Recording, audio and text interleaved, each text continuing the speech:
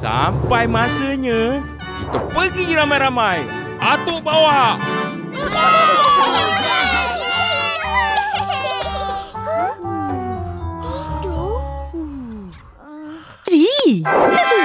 Wah, pandai Akak. Boleh jual ni.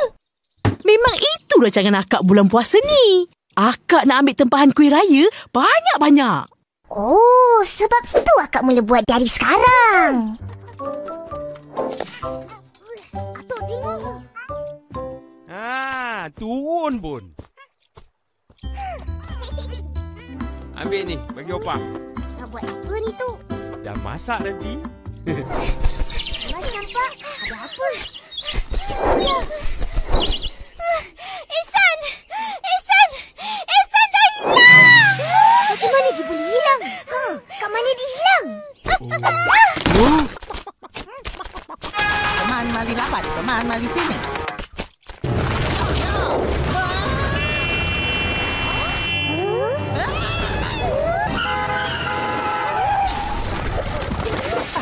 Kita harus tahu pasal minyak sawit dan sokong penggunaannya. Betul, Opah. Lebih-lebih lagi, Malaysia adalah antara negara pengeluar minyak sawit terbesar dunia. Ros memang penyokong tegar minyak sawit Malaysia.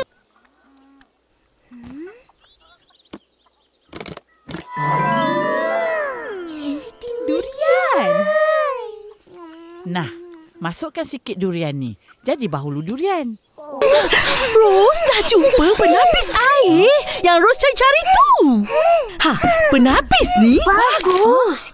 Air warna kuning tu kan jadi air bersih. Air selamat digunakan. Betul-betul? Jadi nak Opah. Ya ke? Lepas ni, ikut atuk pergi terawih.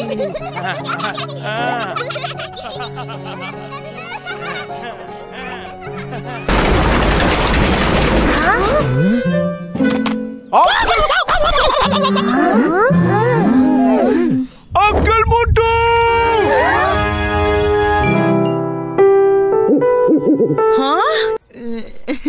Dengar cerita Azul, cikgu? Pasal sumpahan cermin misteri. Sumpahan cermin misteri? Wah, menarik tu. Cikgu pun nak dengar. Jangan marah. Ni memang takut je. Kita orang pernah nampak tuyul. Tuyul tu koranglah. Sama-sama botak. Berhati-hati.